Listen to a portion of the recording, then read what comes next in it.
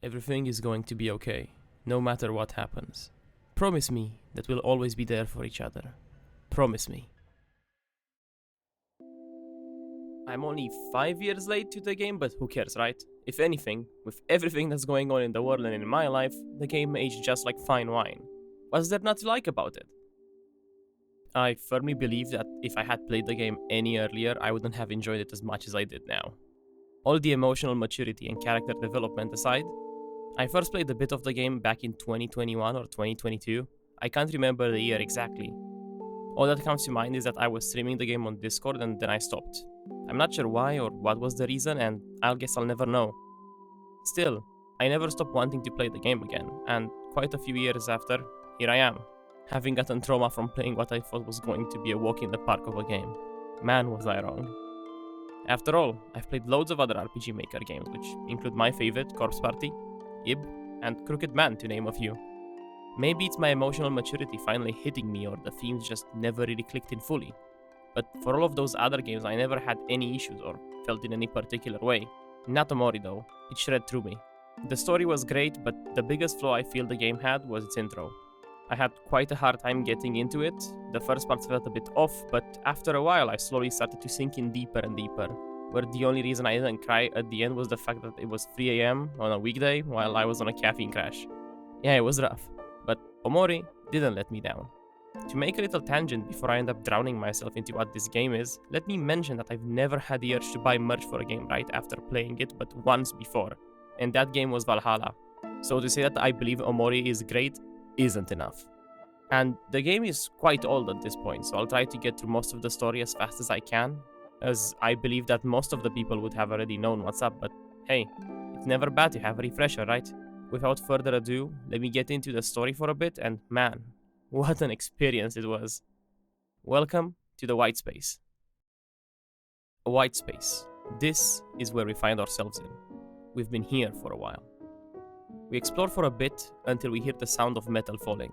A knife. A white door appears. We enter it. In a full contrast from the white space we were in, we enter what I like to call a kindergarten room, in which we find our lovely friends Aubrey, Kel, and Hiro. Hiro tells us that we were invited by Mari, our sister, and Basil, our best friend, to a picnic, and we oblige. This whole place is super colorful, by the way. I love it. In the playground, we arrive ready for the picnic, and during our little chat, we end up looking at Basil's photo album. From there, the group is then forced to play hide and seek with other kids by someone called Burly. They don't really look burly though. You'd think that being called burly would mean that you look like kind of burly, but she's like tiny and angry. Yeah. After that, the group then heads south of town to Basil's house to see his plants, where in front of his house, Basil takes a blurry photo of his friends. Aubrey and Kel begin arguing and shoving to see the photo, accidentally pushing Basil's photo album and all of his photos onto the ground. They enter the house to organize the photos back in the album, but afterwards, an extra photo of a broken violin, horrifying Basil, appears. Him, panicked, believes the photo is familiar though he doesn't remember it.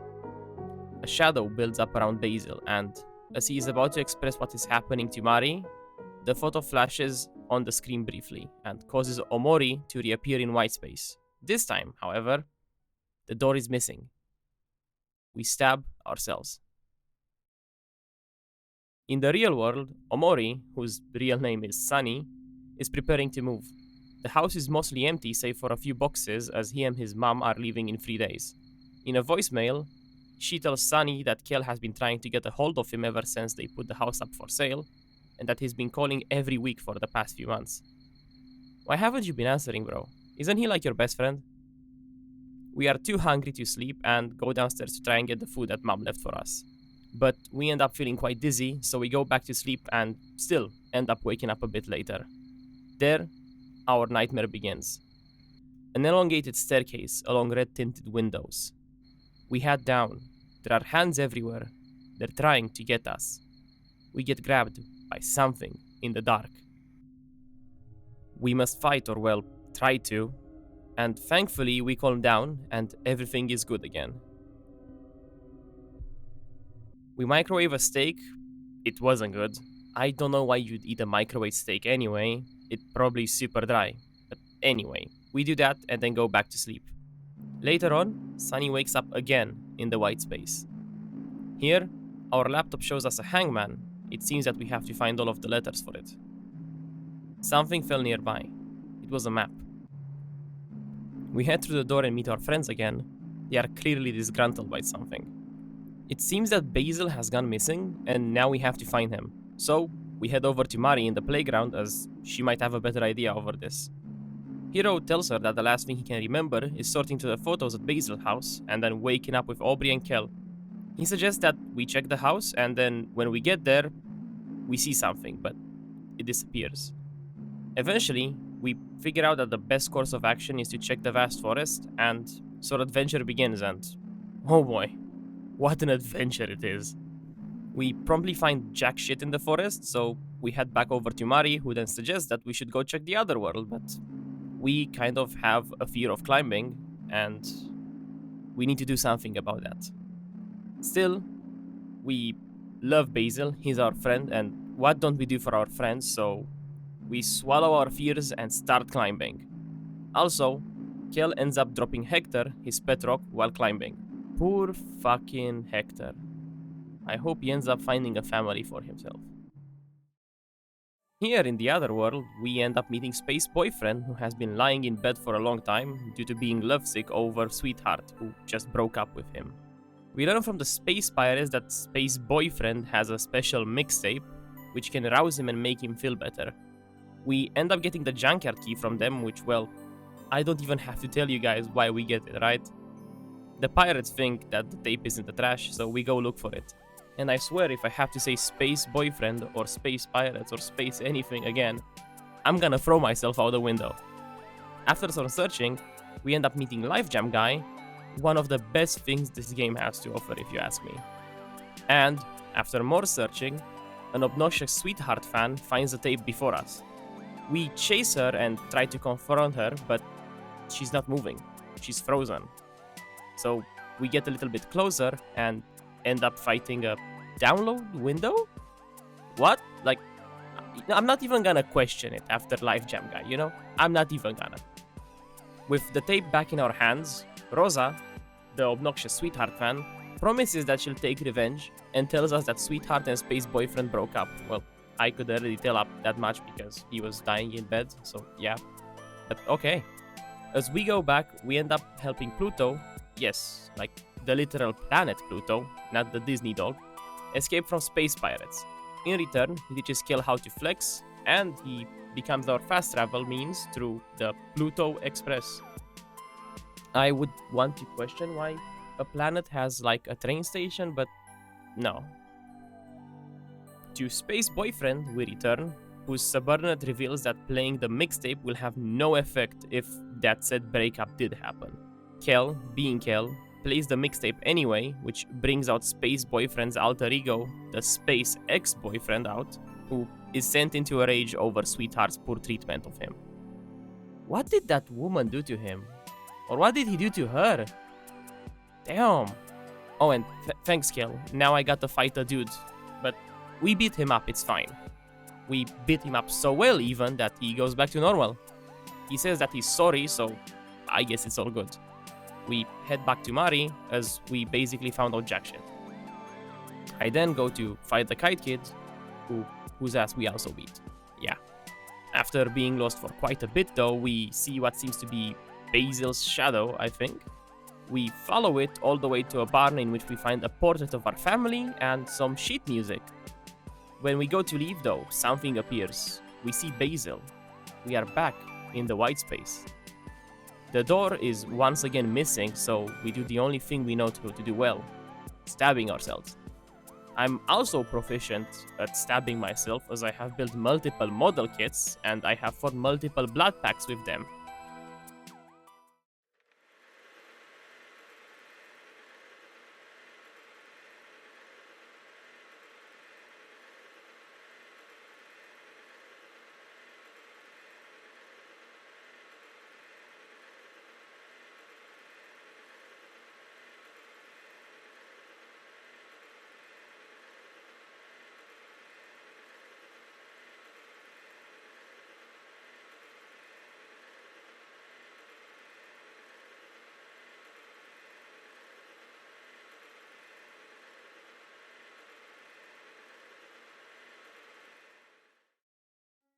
Sunny wakes up.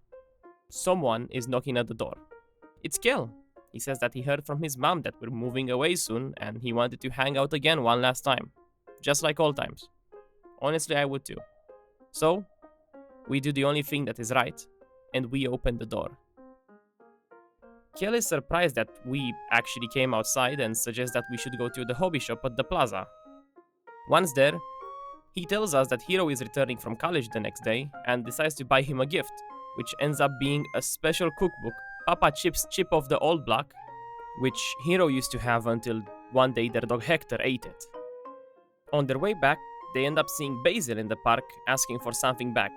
Kel confronts Kim about it, who has been shaking him down, and then Aubrey appears. She reveals that she became the leader of a group of minor delinquents comprised of some random kids from the park, whose names I'm not even gonna get into because one of them literally calls himself the Maverick. Come on. She's also surprised that Sunny finally left the house, considering that he has been a hikimonori for the past 4 years, ever since that happened. Aubrey then tells the duo that her problem is with Basil and not with them, so this is none of their business. Kim knocks down Basil when he tries to speak, which gets Kel angry enough to confront Aubrey. Hell, I'd be mad too over this, he's my friend. Aubrey then decides to attack us, but backs down once we, slice her with a kitchen knife. What the hell, Sunny? Why do you have the knife outside? After that whole debacle, we walk Basil back home, who tells us that Aubrey stole his photo album, so we attempt to get it back. While looking for Aubrey in the park, we end up finding Angel, one of the members of the so-called gang of goons, who claims to know where she is, but will only reveal it after a fight. The thing is, we beat him up and he doesn't know where Aubrey is. So, we threaten to blackmail him, who ends up sending us to that guy with the weird name called the Maverick. We fight him too, but he refuses to say shit on account of us calling him by his real name Michael, and not his nickname, the Maverick. We find Kim and Vance, who kinda got kicked out of a candy store for attempting to shoplift, and we are kinda at fault for it, but yeah. Despite Kel's attempts to bribe them for Aubrey's location with a bag of candy, we end up fighting. Finally, though, we end up with a lead that Aubrey is at the church, so that's perfect. We leave, but Kim and Vance store our candy bag. Somehow. How? I don't know. Anyway, at the church, we get into an argument with Aubrey, who tells us that the photo album is none of our business. Here, we also find out that Mari died 4 years ago, that being the incident which broke apart the friend group, as well as being the reason behind Sunny's isolation. When Aubrey gets up to leave, Kel accidentally loudly calls her a thief, making her angry. We fight again, and then the gossip from other churchgoers about Aubrey's family and history causes her to run away crying. Honestly, I feel bad about it too, knowing her situation, honestly. At her house, we find her throwing away the album in the trash, which we retrieve once she goes back inside. Back over at Basil's, we end up meeting Polly, his caretaker. We return the photo album and look over it together, realizing that some of the photos are missing. Also, the first photo in the album shows that on Christmas some time ago, Sunny got a violin so that he could play together with Mari, who played the piano. Kel ends up reassuring Basil that we are still his friends, and then Polly offers us dinner, to which Kel agrees to help her cook. While the two are over there doing the dinner, we end up going to Basil's grandma's room, who is bedridden. Basil follows us inside and nervously asks us how we're doing. After several unsuccessful attempts to make a convo, he gives up his photo album, thinking that we needed more. Sunny and Basil then join Kel and Polly in eating dinner. During it, Kel mentions that Sunny is moving away and Basil begins to panic. He runs to the bathroom and we follow, where Basil has a bit of a mental breakdown, asking Sunny if he can see something behind him. This is where we find out that Basil also has a ghost, or something, which is engulfing him. When we try to leave, Basil panics even further, but we let him be. Kel thanks Polly for the meal and we go. He drops us off at our house and what can I say? Kel's an angel, bro. Takes us outside, takes us to play, takes us back home after dinner. Man's a prince, bro. Damn.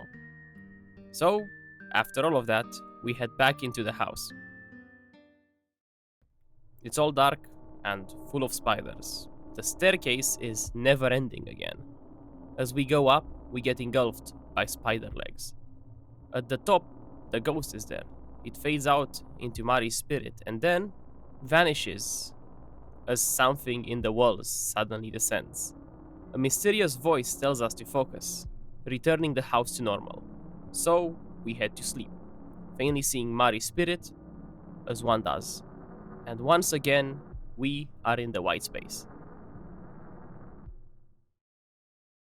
Here, Omori and the group, after visiting Mari, decide to look for Basil in the Firefly Forest.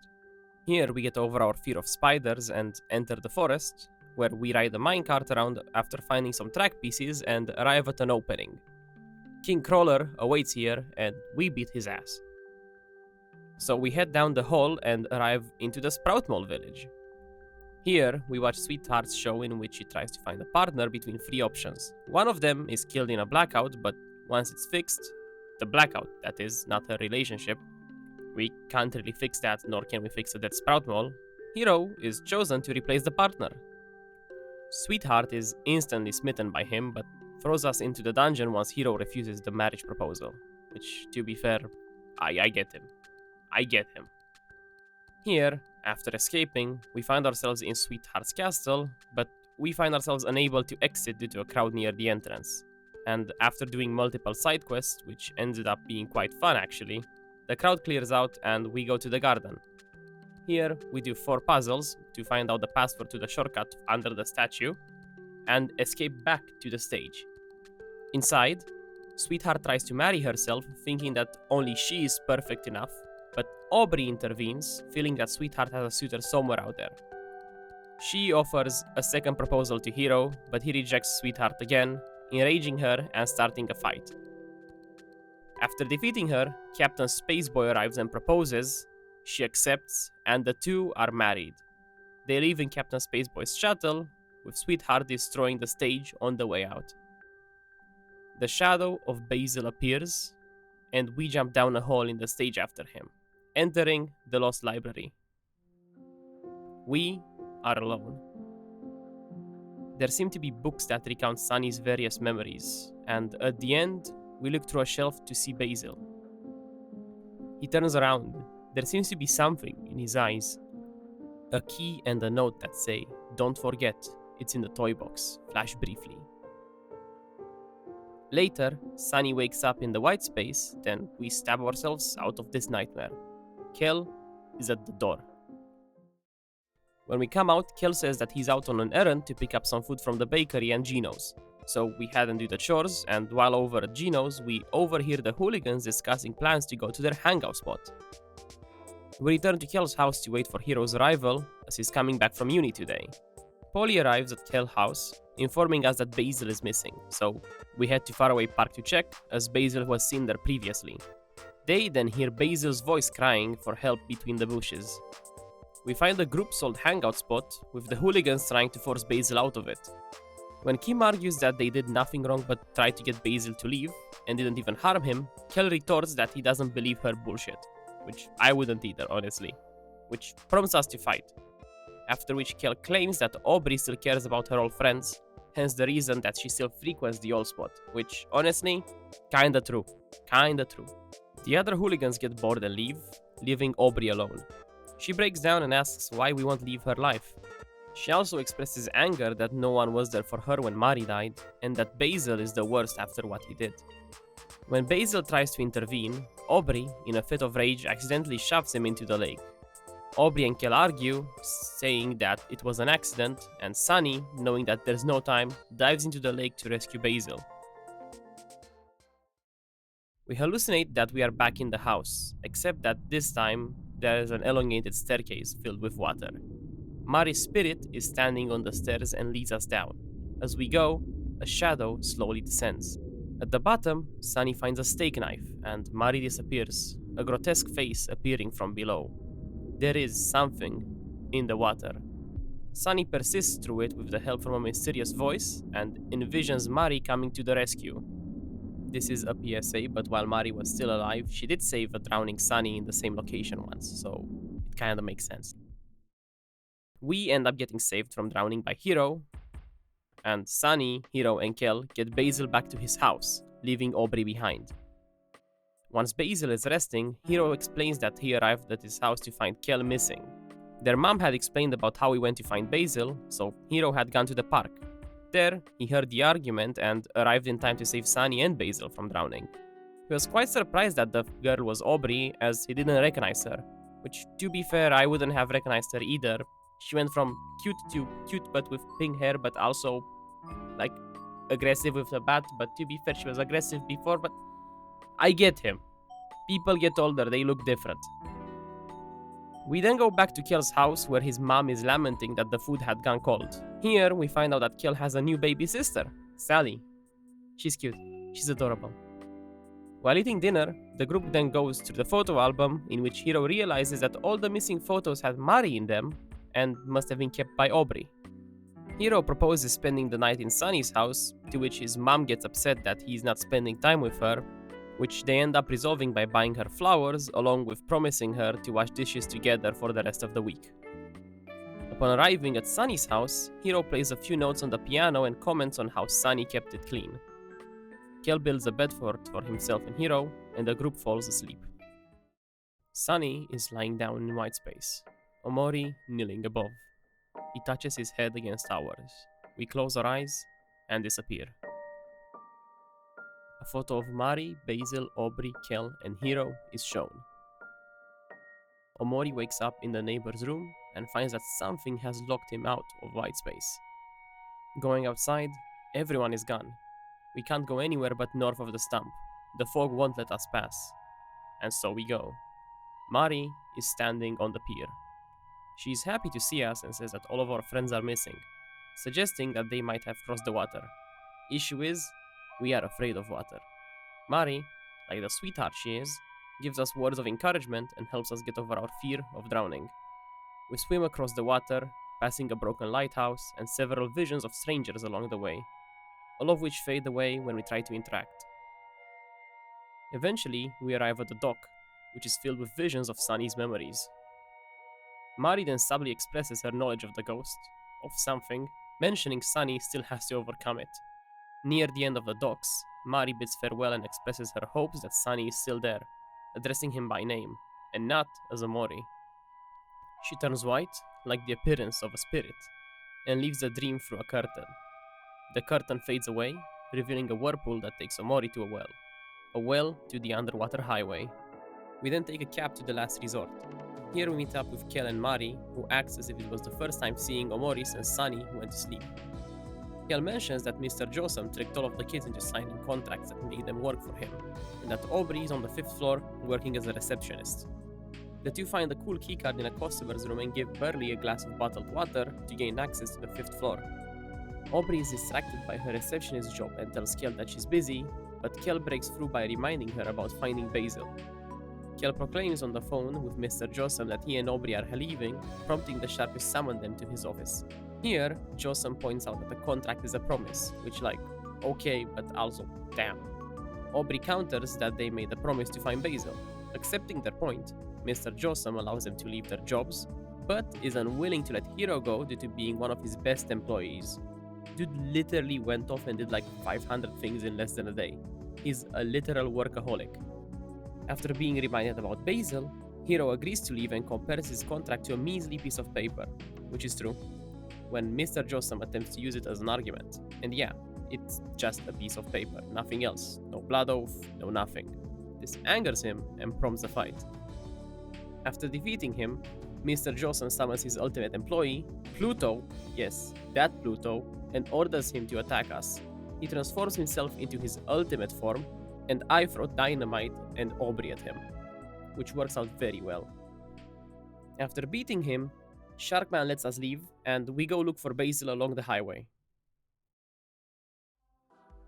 Here, the group finds Sweetheart and learns that she has divorced Captain Spaceboy in less than a day. She proclaims that she is going to make her own suitor and is meeting with a party who specializes in special demands that only rich people like her can afford. Sure, Sweetheart. Sure. We follow her into Deeper Well, where at the end, the gang finds Humphrey, a whale.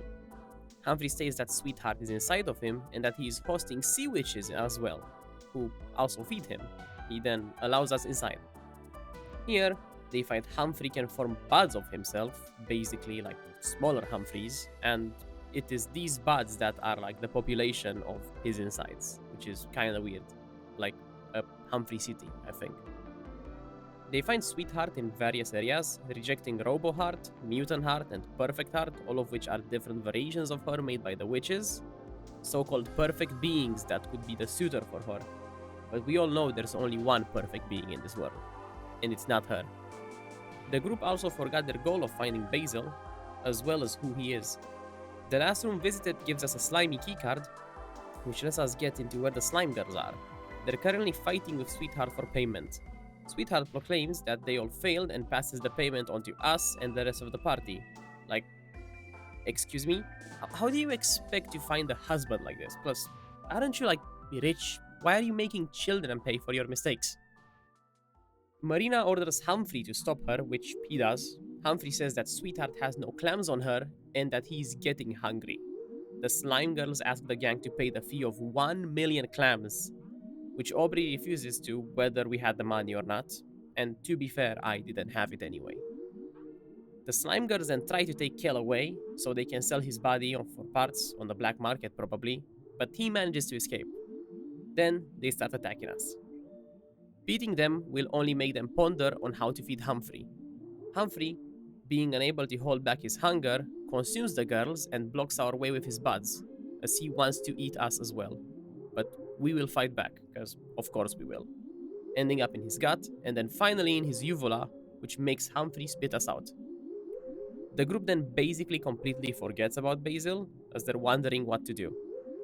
At this point, we can't really do much unless we have all of the keys to the Hangman puzzle, so this is where I went on side quests, my favorite thing ever, ending up in the Orange Oasis and finding Kel's pet rock while digging. He literally started a family. I'm so happy for him. Also, I love desert areas and desert everything in general. Ice cream by a pyramid would sound crazy, honestly, not gonna lie. After we fill out the Hangman puzzle, it all leads back to Basil's house, where all of his flowers have withered and died, and inside, the crack in the floor has widened. We jump, landing in a large ocean. We keep on swimming until we hit land. We find a coffin, Mari's coffin, and then a black door. Welcome to the black space. With a similar look and feel to the white space, this place is nothing but doors, except for doors and, of course, doors. Beyond each of them is a lot of disturbing shit that pretty much fits with the playground I remember from back when I played Ib, I think. Like, honestly, I love the shock value, especially all of the ones where Basil Strangers talks about us finding the truth. But like, why in the seven hells can we kill the cat? Like, seriously. After we get 8 keys and reload the game, because I didn't know I could kill the cat, and I felt bad, so I reloaded, a red door appears out of nowhere. It leads us to a snowy mountaintop, where a church is present. Here, the stranger appears to us. It's time to face the truth, after all. Basil is swallowed up by something. Choosing to save him gets us transported to a dark room with a glowing red door. You know, I'm starting to feel like Omocat might really like Twin Peaks, honestly. Like, kinda hard horror type shit, you know? The red door opens and hands grab Basil, dragging him away. We follow through, entering the red space. The red hands lower Basil, upon which he begs for forgiveness. We then stab him and ascend a staircase. But let's make this clear. It's Omori, not us, not Sunny, who is reaching for a throne of hands and takes his place upon it. Later, Sunny wakes up. It's the middle of the night. We hear the piano. Going to the piano room, we see her, Mari's spirit, who is playing her half of the recital. She reminisces about the fact that Sunny didn't like the duet because he and Mari spent all of their time practicing. She apologizes for pushing him too hard and during recital practice, saying that she just wanted it to be perfect and asks us if we want to play the duet with her now, as they never got to play it together. Hiro comes into the room, and Mari disappears. He came here wondering about the piano he heard. After all, we didn't just lose Mari. All of us did. We leave when he urges us to go back to sleep, but before we return, we take a quick glance back into the room and see that Hiro is sobbing all over the piano. So, with nothing else to do, we head back to sleep. The next morning, Hiro makes breakfast and finishes all of Sunny's chores. While the group is eating breakfast, Kel goes to answer the door and spits out his food in surprise to who's there. It's Kim, who says that Aubrey isn't answering at all. Hiro persuades Kel to go together to Aubrey's house by insisting that they make amends, which they should honestly. As the group moves inside, Hiro tries to convince Aubrey and Kel to reconcile. After noticing that she has kept the pictures of Mari, he ends up persuading her to add them back to the photo album, which is still missing one picture. Following their reconciliation, Aubrey and Kel plan to visit Basil's house so that Aubrey can apologize, which, perfect. Finally, we're all getting back together. Polly tells us that Basil accompanied his grandma, who was taken to the hospital, and while waiting, the gang decides to go to the treehouse, where they discover the missing picture, a reminiscence about the times they had spent there. Don't forget it's in the toy box. It's written on the reverse of it, along with a key, which Sunny takes. Aubrey then runs out of the treehouse, with everyone else following. Overwhelmed by sorrow, she confesses that she had bullied Basil because he blacked out all of the pictures in the albums, which she now regrets, and sobs that she doesn't deserve such friends. Which, you apologize for it, and I can honestly fully understand her. I feel very sorry for her, actually. Hiro argues that she still cared about them because she cleaned the blacked out photos, and the group hugs. Here, we found out that Mari died on the day of the recital, which... that's fucked up. When the group gets back to Basil's house, Polly tells us that he has shut himself into his room. The gang decides to stay in order to support Basil after trying in vain to speak with him. We all drift off to sleep in the living room, one by one. Welcome to the white space. Sunny, unlike other days, didn't merge with Omori. We stare at each other. It dawns upon us that we can interact with the light bulb. We break it. Something drags us into the shadows. Here, we finally face our fears. We calm down, focus, and persist through it to face the trauma. We overcome it. We overcome Mari's death. Now, in a meadow, Basil tells us that we are ready to face the truth. Going into an opening in the tree takes us to the distorted versions of the house, among other places, eventually returning to a distorted version of the meadow itself, returning with strange photos. The last one is near a tree with a noose hanging off of it. On the day of the recital, Sunny got sick of practicing the duet over and over. This, along with Mari scoffing at his mistakes, made him throw his violin down the stairs. Mari yells at him for breaking it, but Sunny, feeling upset that she's yelling at him even though he started playing the violin to spend more time with her, pushes her down the stairs. He and Basil, who witnessed it all, take Mari back to her bed, where reality finally hits him. He killed his own sister. Basil, who didn't believe what just happened, thought that Sunny isn't responsible and that something behind Sunny did it, thus starting his disassociation. Basil then comes up with the idea to stage it all as a suicide. Sunny, disconnected due to the trauma, agrees. They stage the suicide, and as they let Mari's body hang from the noose, see one of her eyes open. She didn't die from falling down the stairs. She died from being hanged. This is their something. Sunny wakes up, fully remembering the truth, and feels something. He goes to Basil's room to save him. We slowly open the door. He's sitting alone in front of the window. Basil finally cracked. He tried to end it all, but now he wants to save us from ourselves. The sheer pressure of it all forces us into conflict, and without any other choice, we fight. During the whole debacle, the tension mounts and Sunny reaches his breaking point. And while trying to stop Basil, his right eye takes a hit. Eventually, Sunny blacks out. Later on, Sunny wakes up in a dream and finds our cat, Meow, who led us to Basil, standing in front of our house. He apologizes for trying to end it all, realizing what he did, and tells us that we should confess to the rest about it, since they might forgive us after all. Inside the house, we see a family photo, a normal, average family. In the piano room, we find Mari's spirit playing it. She encourages Sunny to forgive himself and to tell the truth to his friends. After all, as long as we can remember her, she'll always be over there to watch over us. In the storage room, we find Sunny's broken violin and sheet music. So we head down memory lane, literally. Going through all 6 of these memories, we slowly repair and fix the violin and also make me try to not shed a tear. We arrive in the backstage where Kel, Aubrey, and Hiro encourage us to forgive ourselves and reveal the truth. So we head to the stage and play our part of the duet, but stop. The tears of regret start flowing. In a flash of light, we arrive in white space, where Omori is waiting, as he wants to take control of our mind. After all, he just wants to protect us from the truth, from ourselves. He is the way we coped so far. He is our guilt incarnate. Throughout the fight, we remember how to play the violin and use it to regain control of ourselves, to get rid of trauma, our guilt. Even if we are not forgiven, we are doing the right thing. We fight a losing battle and, in the end, after all of our struggle, topple to the ground, defeated. This is game over. Or it could have been.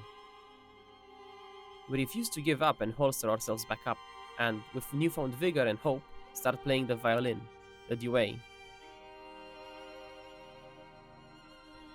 Memories flow as we fight our inner demon, our family, Mari, the times we spent together, the way we grew up, our friends, the struggles we all have been through, our ups and downs, never without a smile. She cared about us, and so did we. We must accept it, to face the truth. Sunny wakes up, and so do the tears. In the hospital room, we are greeted by gifts from the people we helped during our outing with the gang. In the hallway, Sunny sees visions of Aubrey, Kel, and Hiro walking up, and the stranger down. Following the kids leads to a window. Sunny shakes his head in denial. He will face his sins. We follow the stranger, who takes us to Basil's hospital room, where Aubrey, Kel, and Hiro are. I have to tell you something. Basil awakens and finds Sunny staring back at him. Both boys gaze at each other and smile as their demons fade away. Regardless of how everyone else has reacted, they're burdened that they have shouldered this gun. They can move on.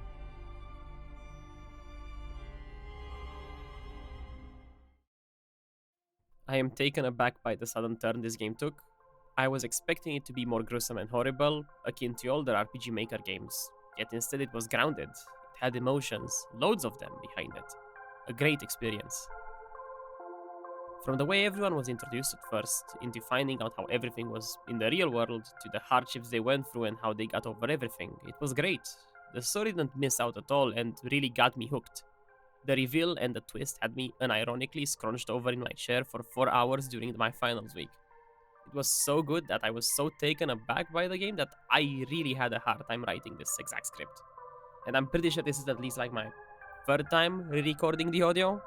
I just wanted to be that good. I also had to stop myself from buying all the plushies. The plushies are all great, but I couldn't play favorites, so I'd have to get them all.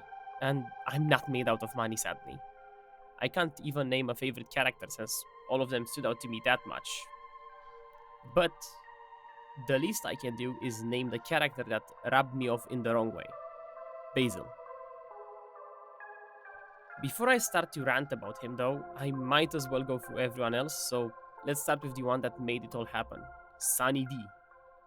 Probably one of the best representations of trauma in a character, Sunny must be up there for one of my favorite protagonists that don't ever speak.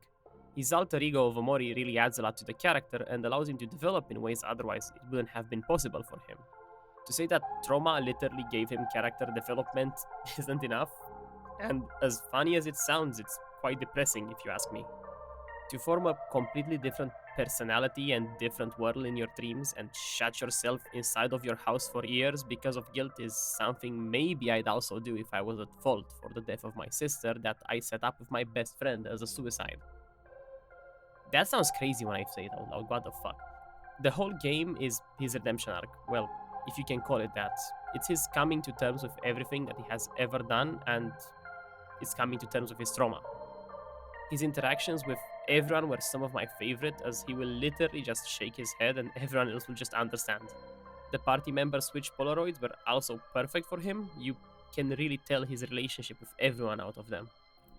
He's embarrassed when he tags Hiro in, as he probably looks up to him. With Kel, he just sits there for a portrait, but you can tell that he enjoys his company. As for Aubrey, he 100% had a crush on her or something, because not only is he looking away, but he's also trying to get away from her out of embarrassment. As for Basil, their deep friendship can be felt in the photos. I don't think he felt more comfortable with anyone other than him, which makes the act that they did quite, well, disturbing. While looking through the wiki for more info on literally everything and anything, I stumbled on the tagging Polaroids for the real life segments, which are exclusive to the console version, which, thinking about it, I wish I would have played that one now. The photos show even more personality than the ones in the headspace, and the way Sunny and Aubrey react to having their picture taken is perfect, and no one can tell me otherwise. Also, the same with Kel being punched, perfect. Though, to be fair, I liked all of them. The personality is oozing. Probably my favorite character out of the whole cast is Kel. He, throughout the whole thing, was a bro through and through. If it wasn't for him, he would have never gone outside again. Sure, we can say that it was because his mom made him do it, but I like to believe that he wanted everyone to reconnect again, especially since Hiro was also coming home around the same time frame, and thought that this would be the best and the last time for all of the gang to hang out together again. He also might be quite annoying, especially when it comes to Aubrey, but I really liked their dynamic a lot. I honestly really liked everyone's dynamic. It was great. And since I mentioned Aubrey, I might as well say my piece on her as well. She's a sweetheart. I love her, and I honestly felt bad throughout the whole game for her. She just wanted to enjoy her time with her friends because that was the only time she could ever enjoy, and it all burned down. I feel for her. She didn't deserve what she got. She was traumatized, just like the rest, but her well-being was worse because of her upbringing. Her new friends maybe tried to help her, but she was never able to get closure until after the whole debacle with Sunny and Basil. Also, her whole mechanic of being the DPS and doing more damage when annoyed was super fun, especially since it literally required Kel to make her angry, and god did I love doing that. Imagine being nicknamed after a sandwich and having to tell that to other people. That must be like the funniest possible way of getting a nickname. No slander to Hiro though, I like him a lot. He really kept the whole party together and felt like an older brother figure, which is exactly what he was. Just like how Mari was the older sister figure, they both took care of the rest of the group. I probably feel the worst for him when it comes down to the whole death thing, other than Sunny and Aubrey. He took it the worst second to maybe the parents, I feel, but he put up a wall so as not to let others know. A wall which seemingly falls down when he goes to Sunny's house. Dude was letting it all out next to the piano. The whole shtick with his charm was also great, and his heals did most of the job. I couldn't have finished the game without him, honestly. And neither could Mari, but she also couldn't without anyone really. She did love them all equally, with an even bigger soft spot for Sunny. Mari had to have been the best older sister one could have asked for. Sure, we mostly got to know her through the ghosts in Sunny's head, the flashbacks, and the Polaroids, but the way she was characterized was great.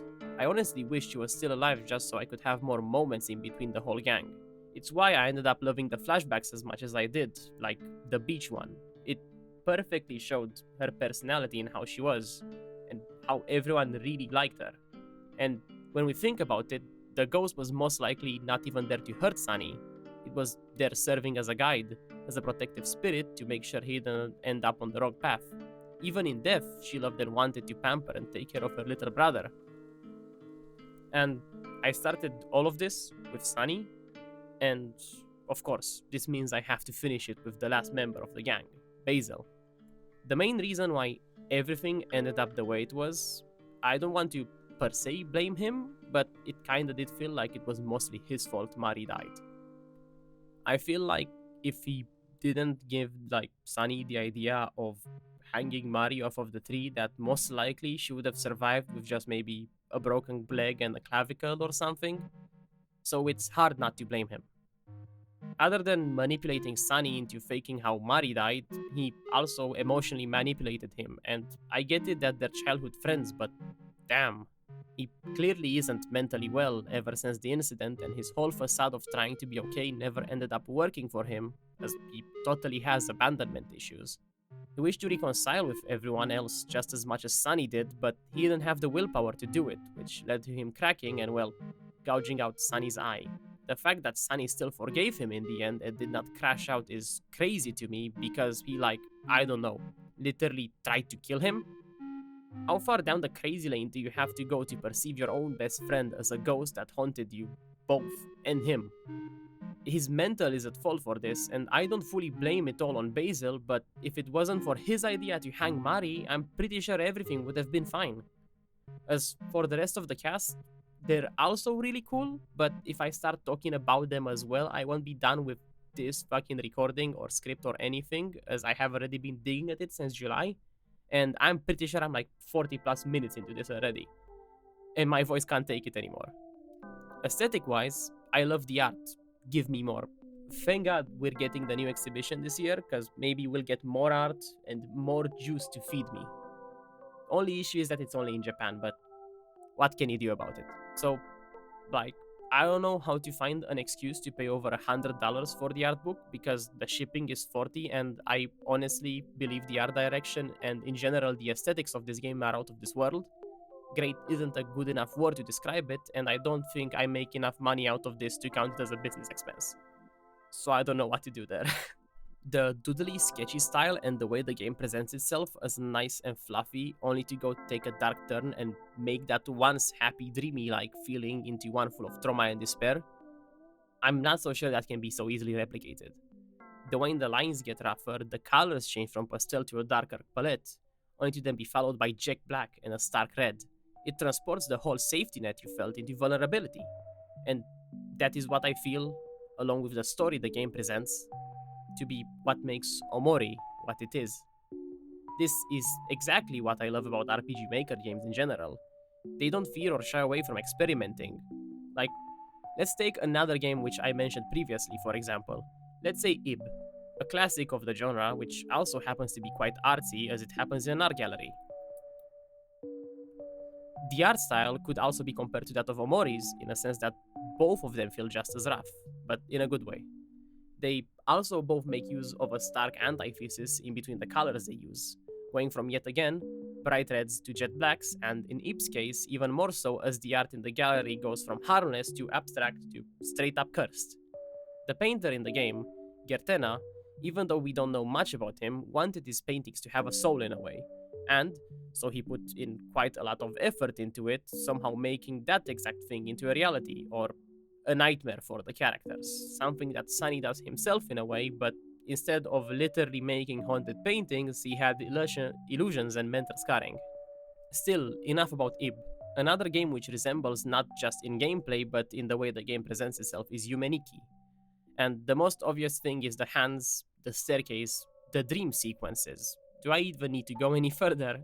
I played the game myself and I must say it's quite good, but not one of my favorites. Sure, it's a classic and it totally inspired lots to come after, but I also feel like it has limitations. I'm also not a fan of the ending, but that's just me. A little off topic, I don't know why, but throughout the whole game I was reminded of The Crooked Man, a game which hasn't even been thought of in like years by me. Maybe because both of them are RPG Maker games? Or maybe it's because in both of them you end up being haunted by something, be it either your own emotions or a literal ghost.